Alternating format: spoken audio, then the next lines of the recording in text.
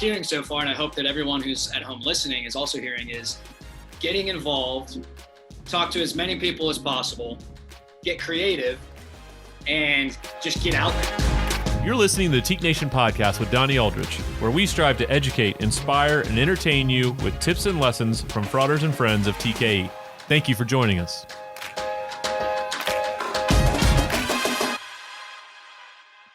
All right. Hey there, Teak Nation. This is Zachary Scot, Director of Fraternal Growth, coming to you with a really awesome podcast. We're recording, talking about recruitment. We've got some representation from around the country, get some different ideas, and really see what's going on, how people are dealing with COVID-19 since things started to shut down back in April, March, and really what lies ahead. And I'm joined here by David Black, Chandler Morris, and Jakub Pirog. I don't know if I ever found out if that's exactly how you say your name or not, but you can certainly call me out as you guys intro yourselves. So David, take us away. Hey guys, my name is David Black. I'm the current preakness of Beta-Zeta at Louisiana Tech University. Prior to that, I was the recruitment chair for the past 2 years. Beta-Zeta recently came back to campus in 2018, so we've only been around for 2 years. But since we stepped foot on campus again, I like to think we kind of transformed Greek life. We won Greek Chapter of the Year 2 years in a row, so we got back-to-back on that. And we're currently sitting at around 60 men, and we gained our charter again in November of 2019, around a little over a year since we came back on campus officially. So that's the rundown on Beta-Zeta. Really excited to talk to the rest of you guys and see what we got going on here. Hello, my name is Chandler Morris. I'm the current preakness of the Omicron-Sigma chapter at good old Indiana University Southeast. I've previously been the Histor, and then originally in my interest process, I was the intramural chair, so I got to do all the basketball, the volleyball stuff, all the cool sports like that. Currently in my chapter, I'm proud to say that we've been the best fraternity on campus since 2017, so 3 years running, going strong, proud of that. And then recently a top T chapter in the last 2 years, and then got another one this year. And, just really excited to work with my officer corps and all my collegiates together and just have an awesome and successful semester. And it's good to see everybody here. So. Hey everyone, my name is Jakub Pirog. I'm the preakness for the Delta Gamma chapter at the University of Connecticut. Go Huskies. Previously, I've been a philanthropy chair and a social chair. Currently, my chapter size is about 30 individuals, and hopefully by the end of this school year, we'd have grown that to over 50. Awesome. And again, thank you guys for being here. I know that we had talked about beforehand, the goal of this is for teaks around the country to be able to hear how everything is impacting other undergraduates and really hear it directly from the source. And I'm glad that you guys are able to make this and share some of the insights, some of the things you guys have seen, and some of the plans for the future. I think one of the first pieces, David, if you wouldn't mind, be the little guinea pig first here. Walk us through what it was like, and guys, feel free to chime in afterwards, but what it was like going through the pandemic and everything kind of closing down, whether that was with recruitment, finishing up, or education, all of those pieces. For us, it was disappointing. Louisiana went on lockdown March 13th, which was a Friday. And we were actually planning on having our pledge initiation that night for our Louisiana Tech's on the on the quarter system. So winter quarter, we took new pledges. We took 5 guys, and we were planning on initiating that night, but we never got to because of that. So that was very disappointing. We're about to have to do a virtual initiation for these guys when they all get back from camp and things like that. So that's one thing we've had to push off. We had to scrap a whole spring recruitment, which was really disappointing as well. Me and my recruitment chair worked on finding guys, potential new members, and then basically having to say, hey, with everything going on, we can't do that. And I think probably what was most disappointing to everybody, besides social events being canceled, of course, was we do an annual Teak Week here at Louisiana Tech for St. Jude. It's our week-long philanthropy. We'll do things with sororities on campus, and basically we'll pair with them and see how much money we can raise in a week. And so that was probably the most daunting task for us to do. But we ended up actually doing all virtual. We did a multitude of events. We did bingo cards you see on Instagram stories. We did We had guys do Twitch streams, and for like every $50 that was donated, and added an hour long. So they ended up playing for like almost 24 hours straight. We did giveaways, raffles, things like that. And while it was pretty hard, to coordinate all that because of the pandemic, we actually ended up raising $18,000 off that alone. So that was probably my favorite thing I've seen concerning the chapter through the pandemic was, even though, we're 6 feet apart, doesn't mean we can't raise some money for some kids who need it. So I'm really proud of what Beta-Zeta's got going here. And while I don't know what the fall looks like for us just yet, I am proud to lead our guys into whatever it is that it might be. Awesome. I love it. Chandler, if you wouldn't mind, I know we kind of chatted earlier today about some of these questions that I've got lined up, but how are things in Indiana, right? You're 1,000 miles or so, give or take, from Louisiana Tech. How did that impact to you all on your campus? So originally, I can, remember everything like it was literally yesterday. Me and a couple buddies, we're just kind of hanging out and whatever. And, we start getting the news of this pandemic and how it's heightening and everything. And then, Governor Holcomb, signing some more orders in and shutting stuff down. And I'm actually a server. I'm currently trying to, potentially get a job at a bank. But however, I'm currently a server. So it definitely directly affected me. I'm pretty good with finances. So, I was okay. I made it through, but unfortunately I know some didn't. But, in Indiana, it was kind of hard on some people. A lot of people down here in Southern Indiana, they're more of the working class people, factories, industry, stuff like that. But overall, though, our chapter's morale has been sky high. We've tried to done everything we can. There's this thing called Scriblio that we tried. It's almost like an online Pictionary thing. And we try to do that, somewhat frequently for Brotherhood events virtually. Former Predness Jordan Parker, he did a really awesome job actually with the transitioning of the officer corps. That was a really awesome thing to see because we have, sometimes I've talked about this on the roundtable before, we have Google Drives for each individual officer. And so those Google Drives help us stay really, really on task and organized at all times. So, in that folder, we'll have subfolders, whether that be for minutes or whether that's for the, alumni newsletter or whatever. So it really helps when we do that and we have this organizational structure to where we can literally almost do the plug and play thing to where all those officers coming in are ready, set, and go, ready to hit the ground running regardless of the pandemic or not. And, obviously unforeseen pandemic didn't help a ton, when it comes to doing social events like David talked about and stuff like that, which guys love to do. But, fortunately, we were able to get more philanthropy dollars through there doing online stuff for St. Jude. We actually worked with Beta-Zeta on the food drive for us. And then I know they did another philanthropy down there. So we helped Dare to Care in our local community feed people and stuff like that. And also, too, one huge thing is university relations. That's one thing that we've been harping on, and especially myself, our chapter advisor and officer corps as a whole, we've definitely made sure that university relations is maintained because we've always had a pretty good relationship with the dean of students and the faculty on campus, and always making sure that campus life is always happy with us. So got to have good friends in there and stuff like that. But overall, yeah, we've basically just been trying to have good communication, good morale, trying to do whatever we can to hype everybody up and just overall just get everybody through this. And whether it be mental or anybody else having any type of issues like that. Just trying to get everybody through. So awesome. And Jacob, the last one I'll go to. You guys are in the Northeast at UConn, and obviously an epicenter when everything was kind of going. How did recruitment directly get impacted when things really started to change, and how did that affect, I guess, the new member class that you guys have brought in? So the spring of, 2019 now, was UConn Teak's first semester back on campus. So we had some really high things planned. Zach, I know you made a visit. Pete Dawson was also making a visit too. And everyone was excited for Rush. And we did manage to find a solid group of guys. There was about 18 men in that new member class that we rushed, and then their new member process started. And then you start hearing all these things about COVID, schools start getting shut down one by one. New York City slowly becomes an epicenter.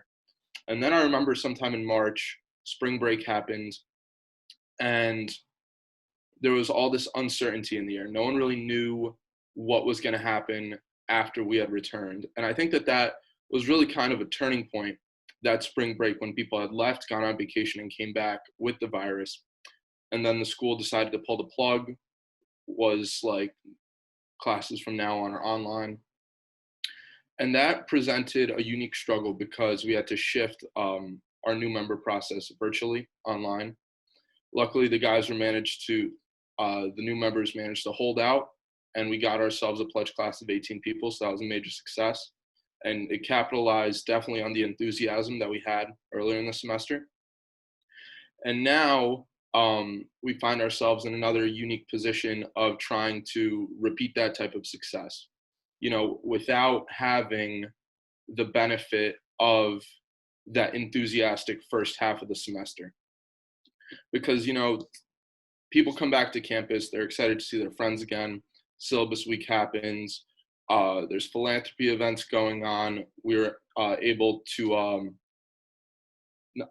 participate in UConn's annual philanthropy event called Huskython, where every student organization, primarily through Greek Life, raises money for this one event, and it goes to children's cancer hospitals. So you're able to participate in that, and that was amazing. But now we have to find a way to create that enthusiasm from the ground up, since school is starting remotely and online. And then potentially after September 20th is a tentative date, things might resume to somewhat normal. Awesome. I think one of the really interesting points there that might have gotten passed over, I should say, was the 18 guys that y'all ended up bidding, and then 18 guys initiating. I think that's, even without a pandemic, that's incredible to be able to accomplish. And I know that some of the other guys here, I mean, it's extremely difficult. So to see, let alone 100%, 90% of guys kind of make it all the way through. So given everything, I think that's pretty interesting to have heard. One of the things that, and anybody feel free to jump in here, I'm interested, how have the experiences that you guys have gone through in the last few months, how have those prepared you for the upcoming semester, and what, I guess, initiatives or proactive steps have you been taking to plan for the fall semester, specifically around recruitment? I'm really curious to hear. I think people have kind of gotten used to this new normal that takes place virtually and online. People, I think, tend to be more on their phones or on their computers now and rely on those technologies in order to socialize. So now my chapter has decided to take full advantage of that when trying to do Rush this semester. Even IFC and the school isn't positive how it's going to work yet. However, the message I've been spreading to my brothers are, we have to be the ones who reach out. We can't expect to have an IFC first night and have quality guys come, watch a video, and then decide that they want to be a part of our fraternity. You have to find them, find a common interest, talk to them for a bit, and don't even push rushing on them. First, see if you could maintain a solid conversation, get to know them, find out what they're interested in, and if they'd be a good fit. And then after all that, then you can start talking about TKE, the potential of being a new member, what you get out of when you are a member, the process, so on and so forth. Yeah, I think you hit it right on the head. That's kind of the same, response that we've been trying to deal with, is kind of getting everybody to get these new guys that are coming in, these incoming freshmen, or even potentially, sophomores or juniors there, and even seniors. So one of the biggest things that, I've been talking about with my recruitment share, and then obviously with the collegiates, and just kind of, saying, hey guys, maybe we should do this or try this, different perspective, is it's that same, not only just at nights and events, but hey, go out and find the guy that maybe, you've seen at work and you maybe have heard, hey, I'm going to IUS, and become a friend of that person. And then, you go and hang out with them maybe a little bit, or just, even play Xbox with them, whatever it may be, whatever their prerogative is, whatever type of medium that you can find. And then, be like, hey, a couple of me, my friend and whoever, myself, we're going to go out to the golf course. You should come with us, and, maintain your distance and everything, it's outdoors and all that stuff. And then go try to get them into that friend group. And then once they build, a couple friends in the fraternity, and, one time we happen to wear a t-shirt, they're like, oh, what is that? Oh, it's Tau Kappa Epsilon's fraternity I'm in. We're all in it together. Like, you should really look at it. And that's really the process that we've been trying to implement is, go out and find these guys virtually, obviously, whether it be through, your Zoom classes. We use Canvas. I know Blackboard's another thing, but we use Canvas, and there's like a people tab.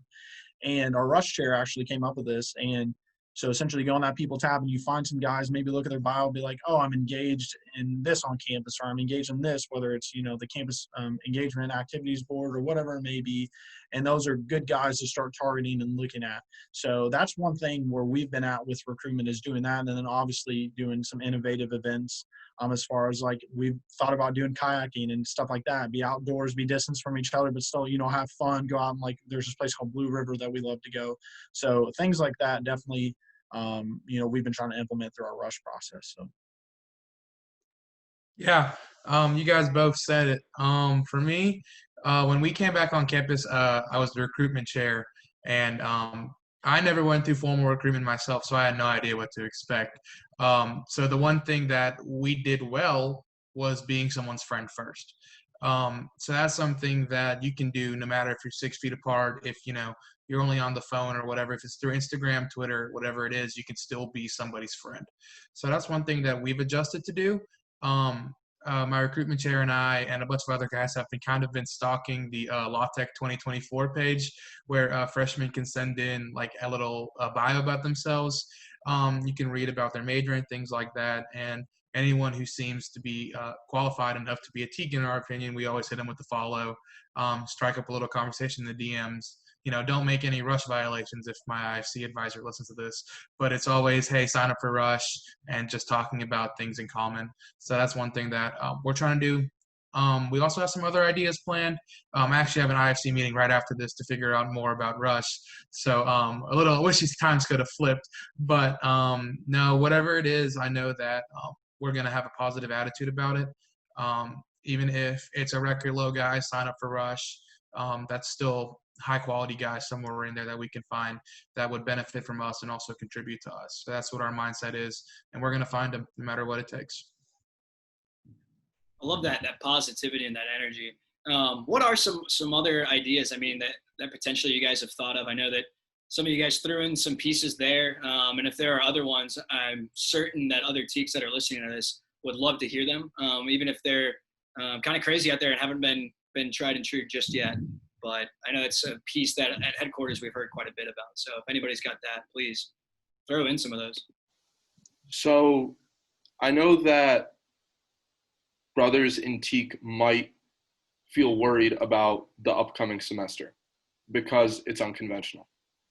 However, the mindset that I've been approaching this situation with is that guys, since, we're taking guys into our fraternities, they're going to be quarantined in their dorm rooms on campus, at least at UConn they are. And I think that they're going to be craving social interaction. The university's policy as of now is that you have to sign out if you want to leave, and you're pretty much only allowed to leave to go get food, which doesn't seem ideal or fun. So the second those rules change and people are allowed to gather once again, I think the energy in the air is going to be something that is rare, that hasn't really been seen before. And I really want to capitalize on that and use the isolation that these potential new members are feeling in order to show them why joining a fraternity is so great. Yeah, I think you're spot on with the desire for human connection. I'd be curious if, I know we were talking about events, and obviously if you guys have anything else that you can think of, throw them in. But on that point, what have some of those recruitment interactions look like? I'm sure that some of you guys have been taking place in some form of summer recruitment. with everything going on, but what if some of those interactions look like? I see David and Chandler. I see y'all smiling, so I know you guys got something up your sleeve. Yeah, so I'll go ahead and start off. So I got an email, and was talking about some of the newer guys coming in. Just got a kind of quick briefing on that, and saw this one guy, played rugby, was involved in high school, and then also, applied for an IFC scholarship or whatever it was. And I was like, oh, okay, so maybe, he might have just randomly applied for the IFC scholarship, but I'm gonna take my bet and say no. So I actually sent him a text message, and I'm like, hey, my name's so-and-so. Didn't even say I was a teak at all. Didn't even want to, taint the waters with that. Just said, hey, I'm a junior. I'm in the school business. Not trying to snake my way in there, but not that he's like, oh, they're just trying to get me to join. So, I talked to him. I said, hey, I can show you around campus. I can help you out with maybe some new professors for your freshman, general ed classes. Or if you are a business major, I can reference you to some awesome professors for, whether it be econ, accounting, whatever it may be, whatever, your major is. So he actually ended up texting me back like, oh, that's awesome. Like, I'm trying to find information about Greek life and all this stuff. And, my face lit up like a Christmas tree. And I was like, you know what, man, how about, you give me a call and we'll sit there and we'll talk a little bit about it. And he actually gave me a call and we had a good 15-minute conversation just about everything at IUS and how it works, how the Greek life process works, and just, tell them about TKE. And then also, too, the one thing that I think is super important when we talk to these guys is don't ever, and this is one thing that I think my chapter does really well, don't ever kind of bash the other fraternities, because the breath that you use to bash the other fraternities or say, oh, Sigma Chi's this, Kappa Sig's this, Pike's this, whatever fraternity or other fraternities on your campus might be, you could be using that same breath to talk about, oh, this is what we did for philanthropy dollars. Oh, this is how great our brotherhood is, and stuff like that. So I just really talked about, I don't really know that much about Pike. I really don't know that much about Kappa Sig, but I can tell you about us, and I can tell you how we are. I can tell you what we do, what we're all about. So it was definitely a really great interaction, and I hope he ends up becoming a TKE, because he's definitely a TKE material, what I can tell so far. So. One thing I do outside of TKE on campus is I'm an ambassador for the College of Business here, and orientation, of course, is all online this past summer. So usually at orientation here, the kids would come and they'd get advised for their fall classes. But, of course, since campus is kind of closed right now, they weren't allowed to do that. So what we did was they got 4 or 5 ambassadors every session. There's 4 sessions in total, and we were basically the waiting room. We sat in a Zoom call while these freshmen came in, and they waited to be invited to another breakout room to meet with an advisor. And so basically all we did was talk about how we got to Louisiana Tech, what we do, why we like to do what we do, and things like that. And I got to make a couple of really good connections with some guys who have privately chatted me saying they're signed up for Rush. They're excited. And like Chandler said, I never bash any other fraternity because I could definitely be talking up ourselves instead of talking down anybody else. So I always do that when I'm talking to these kids. But I think it's just a good way so these kids have a friend when they get to campus, and they have something that's a meaningful conversation with someone.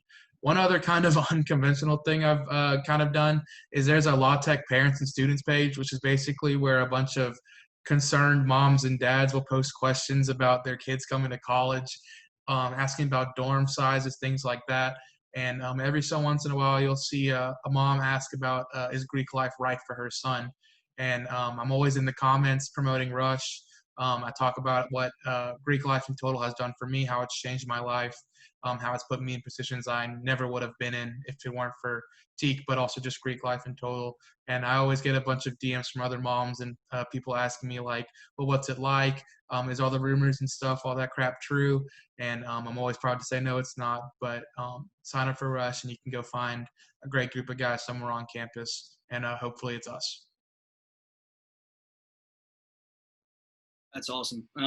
Jacob, anything going on at UConn as far as any of those summer conversations? I know you and I have chatted a little bit about getting in that kind of groove to start some of these pieces. And I know you're a big proponent for Facebook groups, Instagram, all that kind of stuff. So would love to hear if you got anything. Yeah, so 100% agree with you, David. We're also in the UConn class of 2024 Facebook page. But something I've made known to my guys is because something I do often is try to delegate and take that responsibility and place it on the shoulders of many so that they have a reason to stay more involved. I told my guys recently that since Rush this semester is going to be unconventional, we're not just going to have 2-3 Rush chairs that are responsible for getting this new member group. We're all responsible for it, especially since it's in this new virtual platform. So we're going to use Facebook, Instagram, whatever else we could do to try to find these guys. And essentially what I told my chapter, everyone in it, is that we're all responsible to at least reach out to 10 guys who we think could be a good fit. And with 30 of us in there currently, each person reaching out to 10 people, then by the end of the week, hopefully we'd have reached out to 300. And honestly, that could be a relatively small number if you choose to look at it by the amount of guys that are in the class of 2024 Facebook group. There's about 2,000 of them. UConn's a pretty big school. So hopefully each guy meets his requirement of 10 by the end of the week. We could gauge interest, see how it is. You know, we don't want to overwhelm ourselves. But if the interest is not where we want it to be, we're going to reach out to more guys, so on and so forth, so that hopefully by the time school starts, which is August 24th, yeah, it's the date I have circled on my calendar, yeah, we're all set. So I'm happy that the ball is already rolling, because I was worried that we might have been a little behind schedule. But now we're up, we're running, and I'm confident that my guys will do a good job come start of the fall 2020. I love it. There's a part in there that I definitely want to get to, but what I'm hearing so far, and I hope that everyone who's at home listening is also hearing, is getting involved, talk to as many people as possible, get creative, and just get out there. Talk to these people, right? You've got to spread that net in order to be successful, whether that's with the pandemic going on or without it, when things hopefully do go back to some new style of resumption of normal, however you want to term it. Does that sound about right, guys? Yeah, we all just nodded our heads. You couldn't tell if you were just listening in. Yeah, all good. I appreciate that for the guys at home listening on Spotify or wherever else. The piece that I wanted to kind of jump in there was setting the goals for guys to kind of achieve.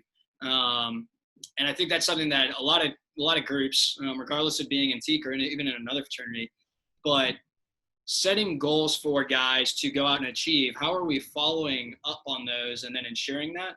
And I guess coming from a positive reassurance, right? If you don't hit your goal, setting those guys on the path for success. I'm curious, Jacob, if you could highlight some of that, and then other guys as well, any of your insights. So we organized it in a way that, so we told each brother that he has to reach out to 10 people. But obviously if you're the more social type, then feel free to reach out to more, right? We'd be more than happy for that. But the way we divvied it up is by alphabetical order. So each brother would have a letter of the alphabet that he would reach out. He would, since it's a large Facebook group and it's not organized alphabetically, there's a search function, and you could type in a letter, and then you'll see everyone with that letter as the start of their last name. So I have the letter W. So I'm going to type in the letter W and reach out to 10 guys who seem like good fits that their first names start with the letter W. And we haven't really discussed a way to ensure that brothers do this. One that comes to mind is just simply like weekly check-ins, you know, not in a way that is nagging, but in a way that it says, hey, I know you love this fraternity. I've seen you enjoy yourself throughout these last couple of years. And I know we both want to see it, you know, thrive even after we leave college. So don't divert the responsibility. Don't say that someone else can do it, because, you know, it's really not the most difficult thing. And even if you just send the first message and then you want someone else to take over after that, that's fine. We're just asking you to do that initial outreach, and then the rush chairs, which we have 3 of them, we'll take over from there if need be.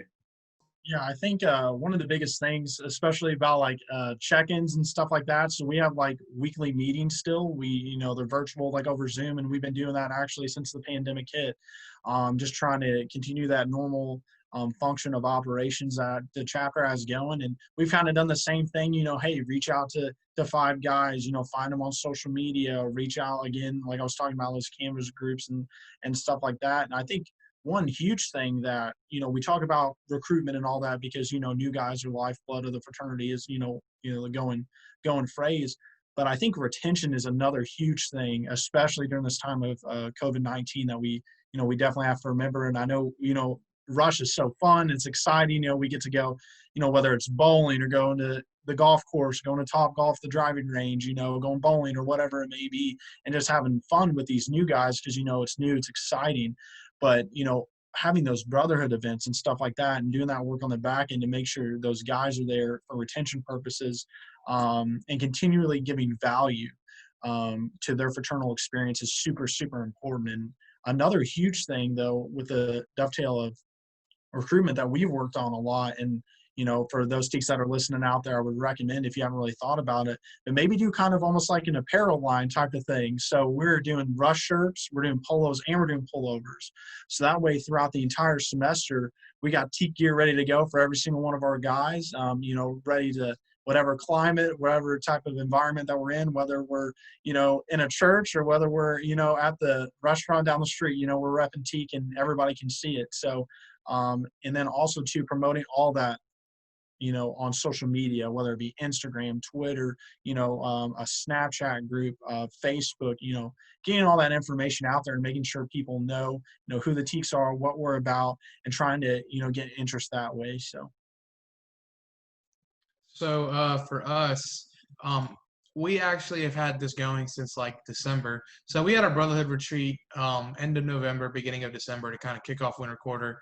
And we had a man named T-Rod O'Neill come up and speak to us. If you guys don't know who T-Rod is, he's kind of a teak legend apparently. But he told us a lot of wisdom. And I remember he wrote 4 letters on a piece of paper and it said EMGM, every man get a man. So that's kind of been our philosophy. My recruitment chair and I set up a Google sheet, a Google Excel sheet, and we send it periodically. Look, you guys know at least one person from your hometown. You guys know at least one guy that graduated high school recently that will be coming to Louisiana Tech. Put their name down, tell us a little bit about them, and stay in contact with them. And if you can do more, of course, do more. I have like 3 different text groups of guys who are in Ruston, where Louisiana Tech is, who know guys that are coming here. People from Shreveport, Bossier, who know people coming. We have guys from New Orleans in that area who have friends coming. And it's just checking up on them and seeing who's coming up here for college and being there for them hopefully when they take a bid. I love it. I think that every man get a man. Sometimes it can be turned into this like, oh man, if this guy doesn't bring someone and get them to join right away, but that's not the real meaning behind it, right? And I'm sure this was explained is just start bringing guys out. It doesn't necessarily matter if everyone you talk to, if everyone you bring to an event joins. It helps that brand recognition. You guys are talking about social media and all these other pieces, but that other part of the brand is what's actually there and tangible on campus. And regardless of not being able to be on campus or not be able to talk to people face to face on campus, it still is very important that the brand that you have as an organization is one that's positive and associated with great things. So that way, even when the guy who doesn't join leaves your event, he still has high praises of all of you because you guys deserve that. So I appreciate those insights. This is open to anybody to jump in. I like the system that we've got going of you guys looking for the mute and not mute. What would you say is your secret weapon going into this fall recruitment season? Is there one tactic or is there one specific thing that you guys are looking forward to the most about the semester that you guys have ahead?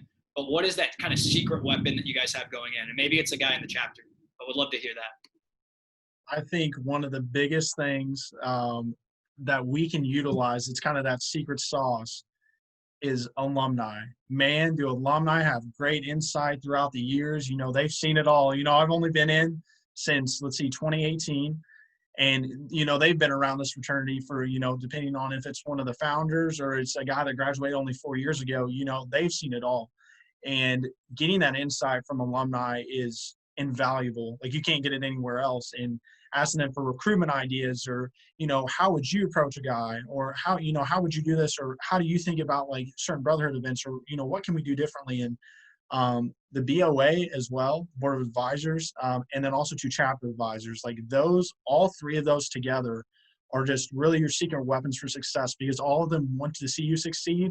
They want to see the chapter grow. They want to see you become the best fraternity on campus, which we already know all chapters are on campus. So it doesn't really matter, but, you know, we can always improve. You know, the sky's the limit. So, but all 3 of those together, the Board of Advisor, your chapter advisor, and then obviously those alumni. I mean, just that, I would consider that probably one of Omicron-Sigma's biggest weapons. So.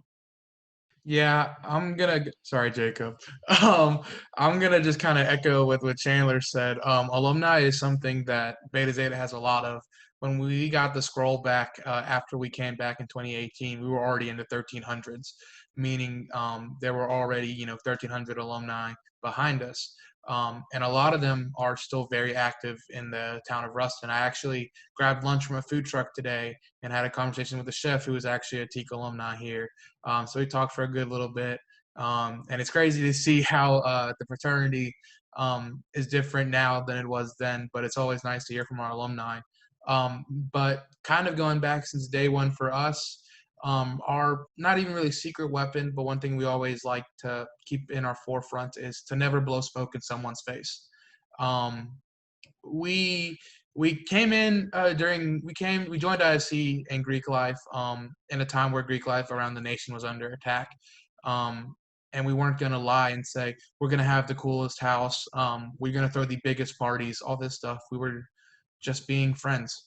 And that's one thing we've always had to stick with, because we're never going to succeed in the, one guy talking to 5 guy situation. We never will. We're going to succeed in the one-on-ones, maybe the one-on-twos, and just genuinely being a nice person and a good guy, and being an example for, hey, look, if you join, look what you're joining. You're in good company. You have guys who are going to be there for you when you go on social probation for a quarter because your grades are tough. They're going to be the ones waking you up being like, hey, go to class. Hey, get your butt to the library, go study. And it's value in things like that more so than, oh, we have the best brotherhood on campus. Oh, we have the biggest parties, the best house. It's just, we're not lying to them because we don't really have a claim to any of that. But I can tell you that we've got guys who are going to put you in positions to succeed on campus. If you want to be on SGA, you have guys there. If you want to be an orientation leader, you have guys there who will be there for you and to just really lead. And rather than, like I said, blow smoke in someone's face, they're going to tell you the truth. And what you see is what you get. David, I'm happy you cut me off because that was awesome what you just said. When it comes to my secret weapon, I think mine is the great outdoors, where restrictions might be a little more loose than if you're indoors. And so TKE at UConn does not have an on-campus house in Husky Village, is what it's called. And actually, as of this morning, neither does anyone else. It was taken away.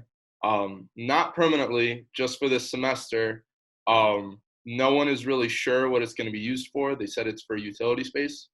But as I mentioned, we didn't have one of those, and neither did a couple of other fraternity and sororities. However, now the playing field is even more even. So because we weren't given access to one of these Ville houses, we had to branch out into just regular houses off campus. And UConn, if you're not familiar, is located in more or less of a cow town. Zach, I'm pretty sure you're getting flashbacks to that motel you had to stay in like a half hour away. But me and a couple of other guys in TKE have all managed to secure an off-campus house, no more than a 10-minute drive away from campus. pretty much most houses here have beautiful yards. You know, I live across the street from a farm with a really big yard that, you know, we want to set up a volleyball net in, some can jam, bago, cornhole. I don't know if you guys call it bago or cornhole or whatever. But I don't think there's anything wrong with, after you find these guys who might be interested, and simply inviting them out, whether it's for a cup of coffee first to get to know them. You know, you could talk and sip while wearing your masks, and then saying like, hey, do you want to come over to my house and play some volleyball? Like, it could be you and me versus my 2 roommates, just something 2-on-2. And using the outdoor space, which is still deemed, you know, acceptable, to your advantage, and using it for recreational purposes that can then double as like a recruitment tactic to get guys out of the dorms, to give them some of that social interaction they're craving, and just to kind of get their mind off of whether it's classes or whatever other BS they're dealing with just from being locked up. And then even if it's like, hey, like, let's order pizza, let's eat dinner at my place, so they're not forced to eat the mediocre dining hall food. I think it's the little things, and yeah, so the great outdoors, I would say, is my secret weapon. I love that. I think that's something that a lot of groups might be struggling with, right? Is figuring out, we can't have events, we can't do any of this, but it's something that we promote in the expansion and growth side of events. Don't have to be these 50 to 100 people big to-dos.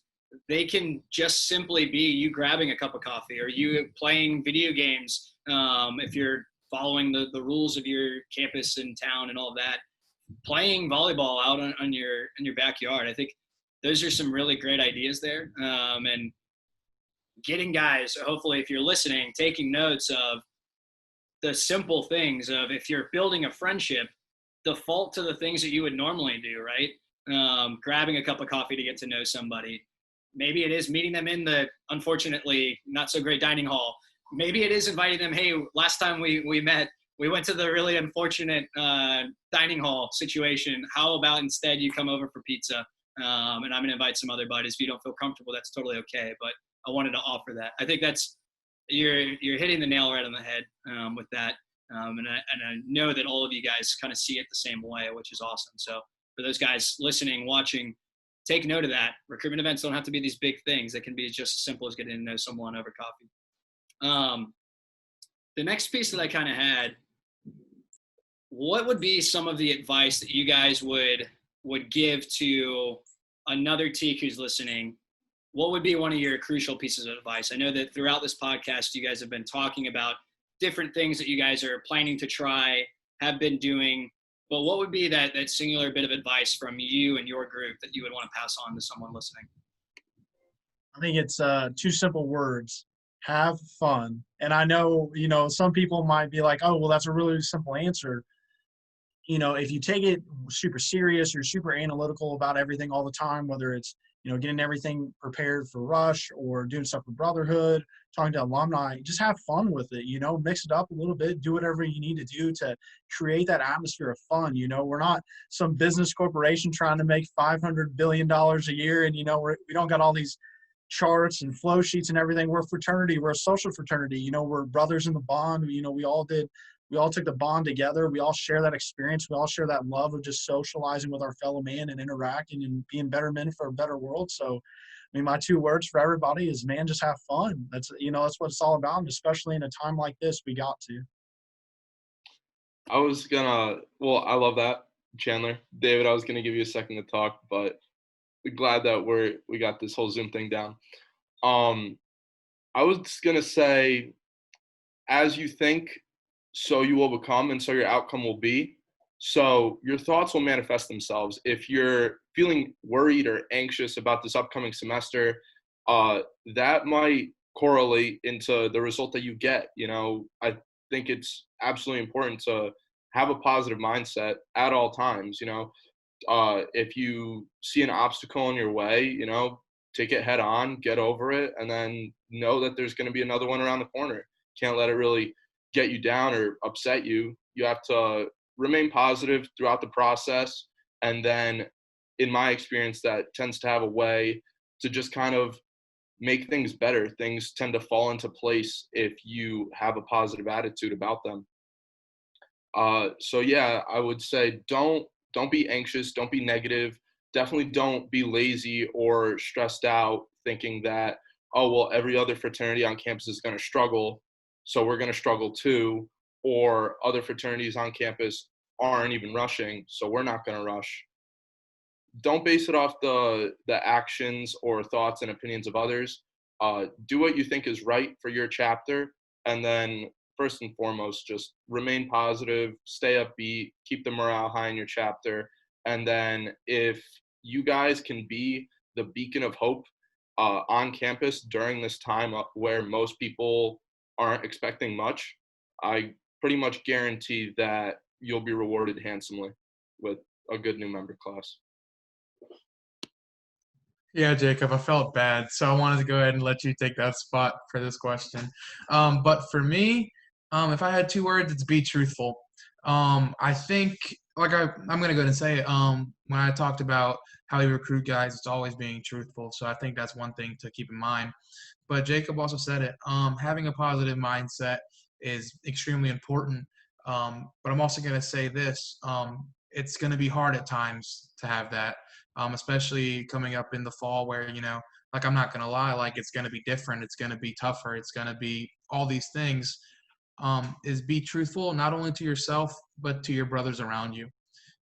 If you're anxious, if you're concerned, if you're worried, don't keep that to yourself. If that's over school, if that's over anything in the fraternity, if it's over something at home, don't keep it to yourself. You have brothers with you who are supposed to be there for you through thick and thin. And talk to them. I'm sure everyone has at least someone close to them in the fraternity that they trust with their life. So why not give them a few secrets and see what's going on in your head, because you don't want to get caught in your own thoughts like that. Because especially if we're going to be isolated, it's going to be tough. But I think because you initiated into the bond of Tau Kappa Epsilon, you have amazing guys beside you who will carry you and pick you up when you're down.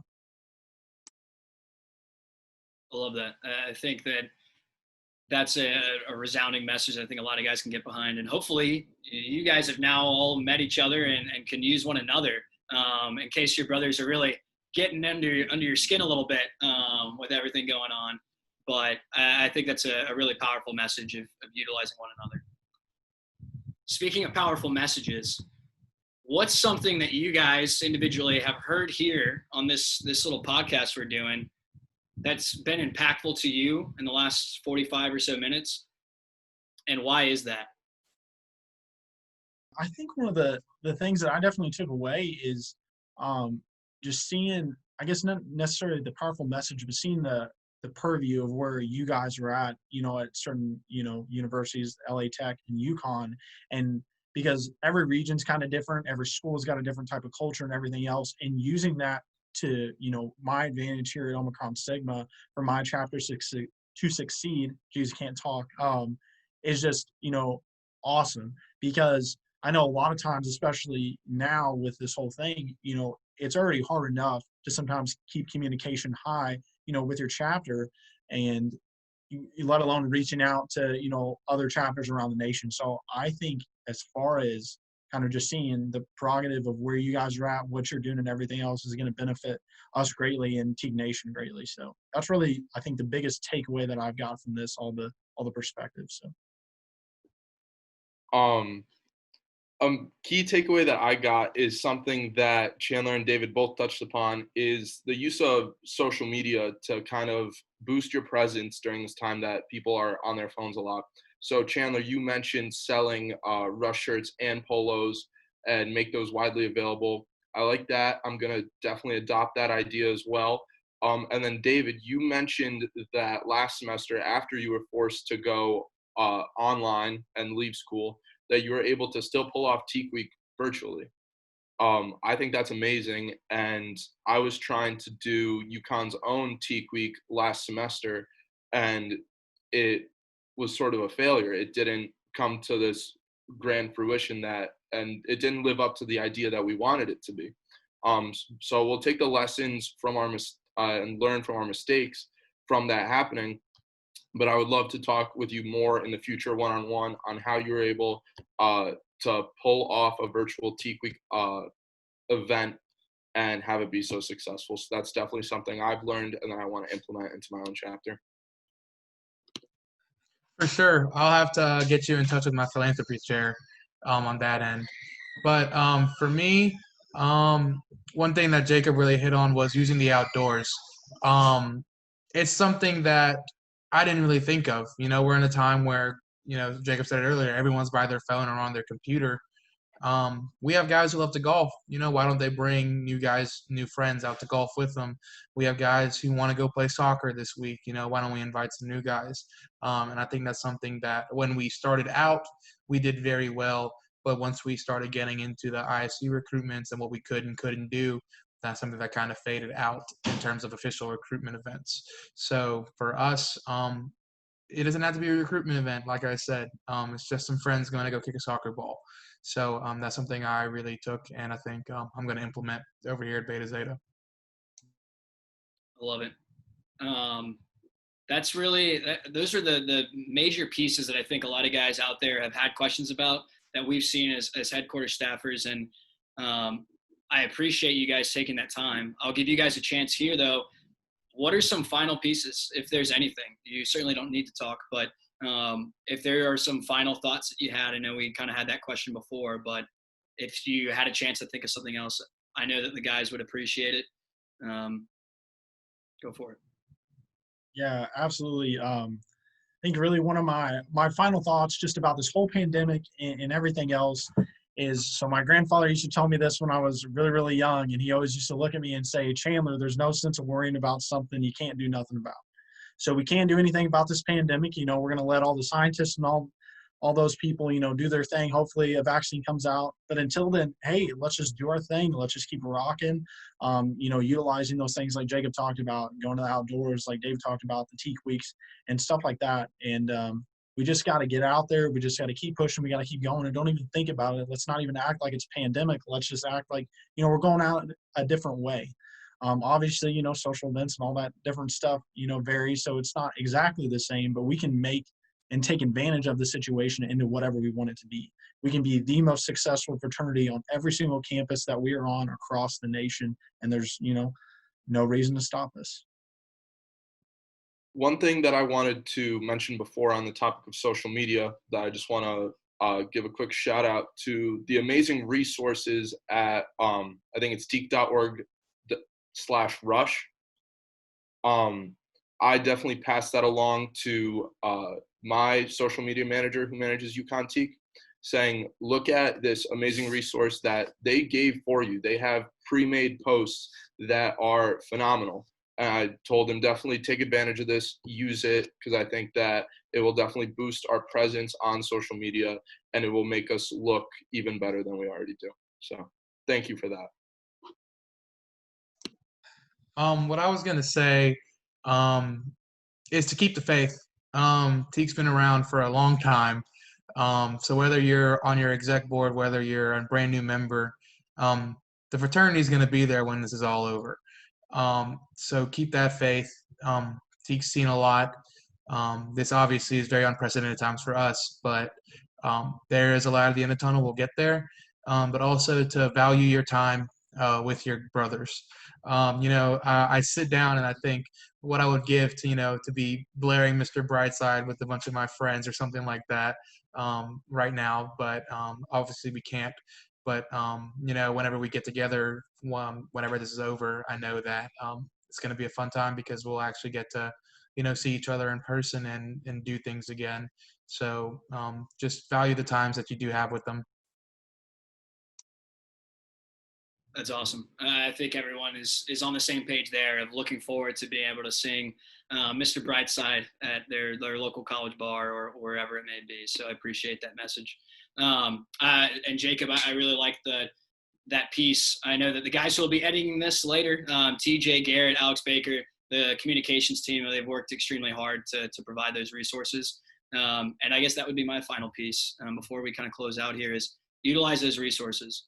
As this has been designed, it's designed for you, the listener, the undergraduate or alum, whatever it may be, volunteer, to take advantage of those resources out there, be they other chapter members across the country, utilizing the guys who are on staff, right? People all the time ask where their dues money goes. It goes to the resources that we provide and have been providing throughout this. It goes to things like this podcast, which I'm so glad that you guys are able to be on, because there's a lot of powerful messaging.